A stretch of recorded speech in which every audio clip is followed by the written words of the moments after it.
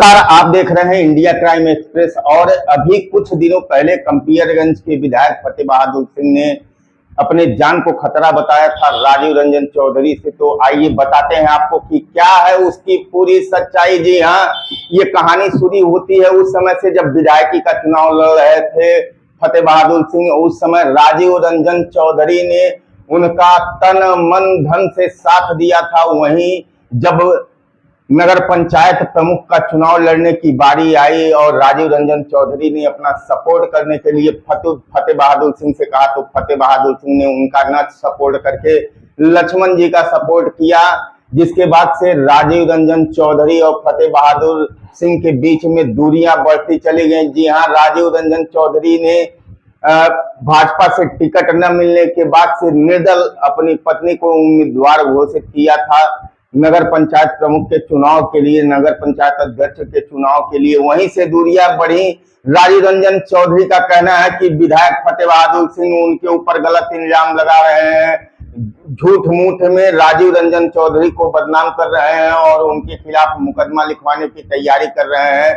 तो ये मामला राजनीतिक खेल का है। देखिए, इसी संबंध में भरोहिया के ब्लॉक प्रमुख प्रतिनिधि संजय सिंह ने भी कहा है, मीडिया कर्मियों से बातचीत में संजय सिंह ने कहा है कि विधायक जो है ये झूठ मूठ में अफवाह फैला रहे हैं और इस विषय में कोई सच्चाई नहीं है, उनको जान का कोई खतरा नहीं है, वो केवल झूठ का अफवाह फैला रहे हैं। तो देखिए मीडिया कर्मियों से बातचीत में क्या कुछ कहा ब्लॉक प्रमुख भरोहिया प्रतिनिधि संजय सिंह ने।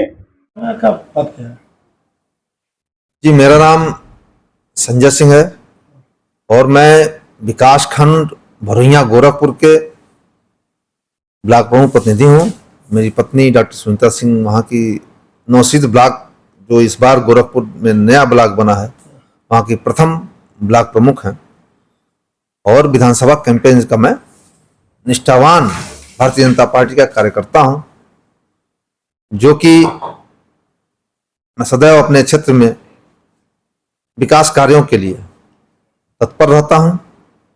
लेकिन आज मैं कुछ बातों से आहत हूं।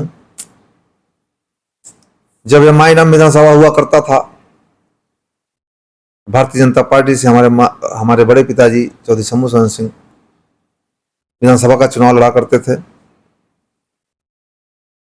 जब से यह कैंपेन विधानसभा बना, तब से हम लोग का दुर्भाग्य है कि ऐसा नेतृत्व हम लोग को मिला कि जो कि कैंपेन विधानसभा के जनता का जीना दुश्वार कर दिया। यदि कोई भी व्यक्ति उस क्षेत्र में थोड़ा सा लोकप्रिय होता है तो उसे ये फर्जी मुकदमे में फंसाने का प्रयास करते हैं और फंसा देते हैं। सोचते हैं यह मेरे पीछे पीछे घूमे, और यह जनता के सेवक नहीं, जनता को अपने जूते के तलवे के नीचे रखना चाहते हैं, जिससे कि जनता डरी और सहमी रहे और इनको डर के वोट करे। नहीं, आज की जनता जागरूक है, इनके डराने और धमकाने में आने वाली नहीं है। जब फतेह बहादुर जिस तरह अपने हत्या होने की आशंका जता रहे, क्या लग रहा है इसमें? ये इनकी मनगढ़ंत कहानी है। ये अपने ही पार्टी के को धूमिल करना चाहते हैं। कहीं ना कहीं यह किसी विपक्षी पार्टी से प्रेरित हैं। इनको यह नहीं पता है कि परम पूज्य महाराज जी के सरकार में यह उत्तर प्रदेश अपराध मुक्त है। या तो अपराधी जेल में है या तो ऊपर चले गए। अपराध करने से लोग डरते हैं, क्योंकि जो अपराध करते हैं उनके घरों पे बुलडोजर चलाने का काम होता है। तो इनकी यह मनगढ़ंत कहानी है। किसी भी तरीके से एन प्रकरण इस तरीके का करके ये चाहते हैं कि एक बहाना मिल जाए मुझे अलग किसी पार्टी में जाने का, क्योंकि इनकी छवि रही है कि यह सर्वदलीय पार्टी में आजमा चुके हैं। कहीं बसपा में, कभी कांग्रेस में, कभी भाजपा में, कभी अन्य पार्टियों में, कभी एनसीपी में। ये हर पार्टियों में जाते रहते हैं। बस इनकी एक मंशा है कि एन केन प्रकरण किसी भी तरीके से ये मंत्री बन जाएं, ताकि अपने भ्रष्टाचारों को और तरजीह दे सकें। अच्छा, जिस तरह ये आरोप लगा रहे हैं संजय सिंह पर, उनको आप जानते हैं, और क्या भली भांति क्या ये आरोप सही है कि निराधार है? वह राजीव रंजन चौधरी पे जो आरोप लगा रहे हैं, राजीव रंजन चौधरी की माताजी भारतीय जनता पार्टी वार्ड संख्या 15 से जिला पंचायत सदस्य हैं, और पार्टी के होने के नाते हम लोग एक ही पार्टी के हैं। वह भी कार्यकर्ता हैं और मैं भी पार्टी का निष्ठावान कार्यकर्ता हूं, जिसकी वजह से अपने ही पार्टी में एक फर्जी मुकदमा कराकर, जिस यशो से ये मुकदमा कराए उसी यशो पे आरोप करते हैं कि ये हमारी बात नहीं सुनते हैं, और इन्होंने ही उस यशो को ट्रांसफर करने का किया, क्योंकि ये सीओ साहब से कह रहे थे कि यदि यशो का ट्रांसफर नहीं हुआ तो मैं धरना प्रदर्शन दूंगा, धरना प्रदर्शन करूंगा। तो कप्तान साहब ने उनका अविलंब उनको ट्रांसफर कर दिया, और जो हमारे नए थाना प्रभारी आए हैं वो भी निष्पक्ष जांच करके वो रिपोर्ट दे दिए कि जो लोकसभा के चुनाव में जो बूथ पे घटना हुई थी, जो हाथापाई हुआ था, उसमें राजीव रंजन चौधरी का कोई हाथ नहीं है, ना ही वो मौके पे मौजूद थे। लेकिन यह उसको इतना प्रताड़ित करते हैं कि इनके सामने कोई उभर न पाए, क्योंकि उसकी एक जिला पंचायत सदस्य, उनकी माताजी होने के नाते एक लोकप्रियता है उनके परिवार की, जिसको ये धूमिल करके कहते हैं कि एचएस है। एचएस आज अगले ने कोई अपराध किया क्या? जब किया था तब किया था। अब तो वह थाने पर जाके हर रविवार को अपनी हाजिरी लगाता है, क्योंकि वह जानता है कि अपराध से कुछ नहीं होने वाला। राजनीति जो राजनीतिक व्यक्ति होता है वो जनता के सम्मान में और उनका सेवा जो करेगा वही आगे बढ़ेगा। और हमारे विधानसभा की देवतुल्य जनता लोकसभा में परम पूज्य महाराज जी का सम्मान रखते हुए एक बार पुनः हमारे माननीय सांसद रवि किशन शुक्ल जी को सांसद बना के दिल्ली पहुंचाने का कार्य किया। इसलिए मैं कैंपेन विधानसभा की देवतुल्य जनता को धन्यवाद देता हूं कि आप लोग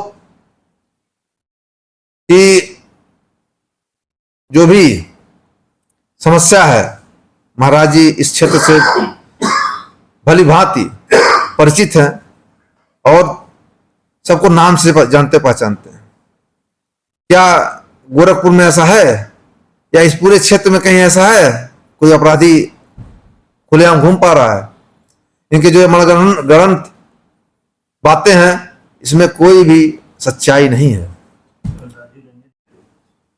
जिसको ये आरोप लगाते हैं कि वह अपराधी एचएस है और मेरी हत्या करने का प्रयास कर रहा है, वह तो जिला पंचायत अध्यक्ष की इनकी पत्नी जो जिला पंचायत अध्यक्ष का चुनाव लड़ रही थी, तो ये अपने गाड़ी में बिठा के उसको घूमते थे। क्या तब वो अपराधी नहीं था? सारे अपराधियों को संरक्षण तो इस क्षेत्र के ही दिए हुए हैं, और इनका वह पछतावा भी रहा है। इस जो ये घटनाक्रम चल रहा है, कहीं से इसमें कोई सच्चाई नहीं है। मैं आपके चैनल के माध्यम से ये बताना चाहता हूं कि जो हमारे महाराज जी की सरकार चल रही है, इस ऐसी सरकार आज तक कभी नहीं आई थी। जो गोरखपुर का सर्वांगीण विकास हो रहा है, तमाम तरह की विकास योजनाएं आप देख रहे हैं, ये किसकी देन है? हमारे महाराज जी की देन है। तो क्या लग रहा है, जिस तरह फतेह बहादुर आरोप लगा रहे हैं जान का खतरा, तो क्या लग रहा है कि मंत्री पद हासिल करने के लिए लगा रहे हैं कि पार्टी बदलने के लिए?